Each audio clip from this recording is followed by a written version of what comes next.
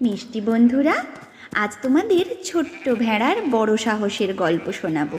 একদল ভেড়া একদিন দল বেঁধে বাড়ি ফিরছিল। তার মধ্যে ছোট্ট বাচ্চা একটি ভেড়া, যার নাম মিলি। সে খুব তাড়াতাড়ি হাঁটতে পারতো না, ছোট্ট কি না। সবার সাথে হাঁটতে না পেরে পিছিয়ে পড়ল এবং জঙ্গলে হারিয়ে গেল। এমন সময় একটি নেকড়ে তাকে খাওয়ার জন্য তার দিকে এগিয়ে এলো।